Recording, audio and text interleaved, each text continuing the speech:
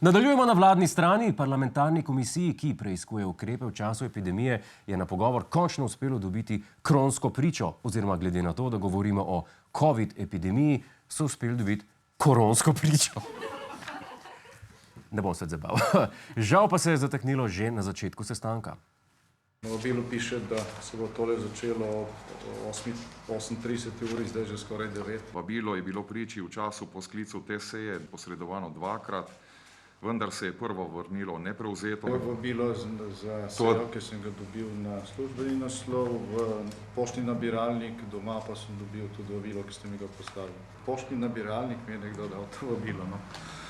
Poštni nabiralnik, veste kaj je poštni nabiralnik? Vem, kaj je poštni nabiralnik. Dame in gospodje, končno smo dobili odgovor na vprašanje, ki nas je tako dolgo pestilo. Gospod Pavšič ve, kaj je poštni nabiralnik.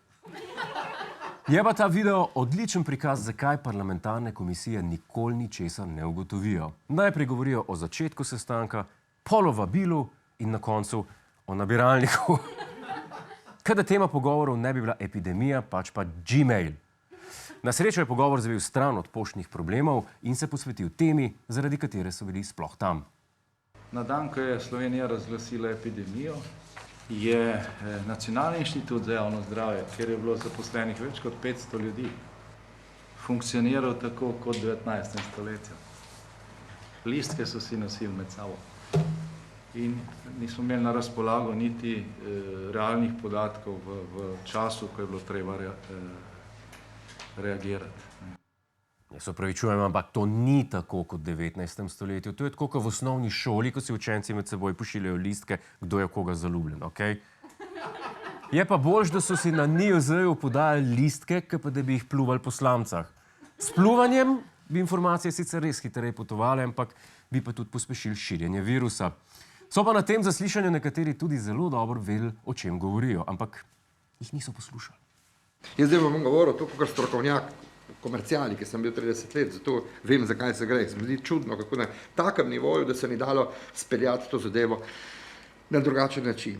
Meni je zelo žal, gospod Bandelli, se popolnoma strinjam z vsem, kar ste povedali, ampak nabave zaščitne opreme presegajo vsebino te parlamentarne preiskave. Komisija ni izvedela nič novega o ravnanju vlade v času epidemije, smo pa vsi skupaj izvedeli, da je gospod Bandelli delal v komerciali. In kar je še pomembneje. Vem, kaj je poštni nabiralnik. Točno to. Se že veselim naslednjega zaslišanja, ko bomo izvedeli še kakšno podrobnost, ki ni povezana ne s temo preiskave ali preiskovanci. Ne bi me čudil, če končno izvemo, kaj je sodnik delal Kanglerjevem Birmancu. Koliko sezon še že to vleče?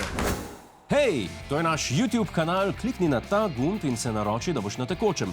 Polajkaj pa nas tudi na Facebooku in na Twitterju, pa na ulici, pa na kakšnem javnem WC-ju.